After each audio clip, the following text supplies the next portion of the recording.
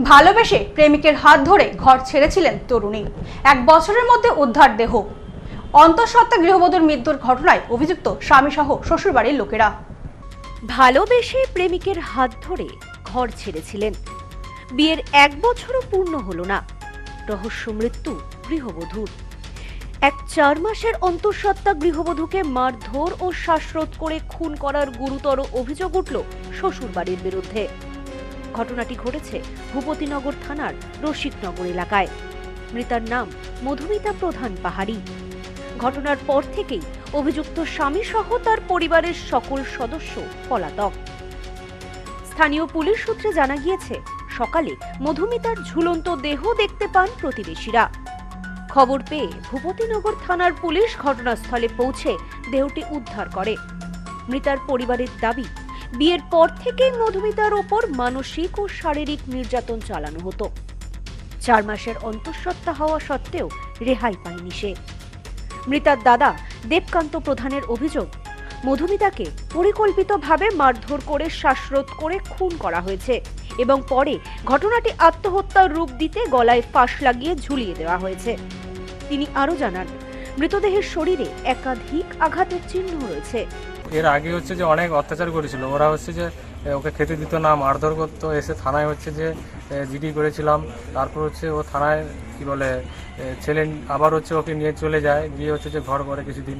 তারপরে আবার কালকে রাত্রে ওকে হচ্ছে যে মেরে দিয়েছে। কি বলে হাতে পায়ে হচ্ছে যে মার দাগ হয়ে আছে। তারপরে হচ্ছে ওকে গলায় গাঁট দিয়ে করে ঝুলিয়েছে।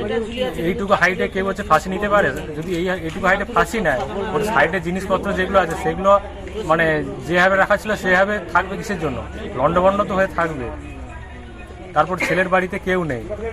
পুলিশ দেহটি ময়নাতদন্তের জন্য পাঠিয়েছে। অভিযুক্তরা এলাকা ছেড়ে পালানোয় তাদের খোঁজে তল্লাশি শুরু করেছে পুলিশ।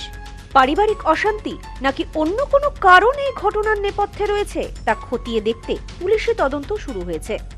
মেয়েকে হারিয়ে শোকে পাথর বাবা মা। অভিযুক্তদের দৃষ্টান্তমূলক শাস্তির দাবি জানিয়েছেন তারা। বিয়ে করার পর থেকে প্রচুর টর্চার করতো।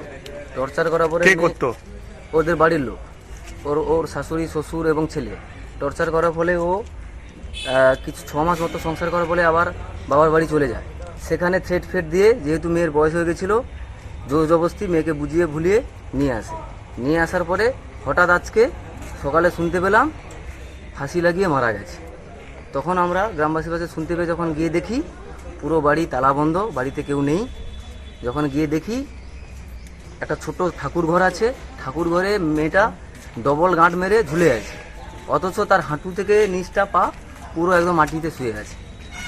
পুরো বাড়ি রক্তারক্তি অবস্থা, পুরো গায়ে মারের দাগ, শাঁখা ভাঙানো এবং প্রেগনেন্ট ছিল 5 মাসে।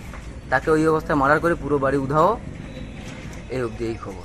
Bureau report, news no man's land, Bhupatinagar. Sampriti guest house, hotel and restaurant. সমস্ত আধুনিক সুবিধাযুক্ত AC double bedroom, standard double bedroom, twin bedroom, deluxe double bedroom. আমাদের হোটেলেই রয়েছে বাঙালির খাবার সহ মাল্টি কুইজিন রেস্টুরেন্ট। শহরের মধ্যে অথচ সম্পূর্ণ নিরাপদ পরিবেশে থাকা খাওয়ার একমাত্র ঠিকানা Sampriti guest house, hotel and restaurant, Chakdah road, টবাজার, বনগাঁ। ফোন 03215257603।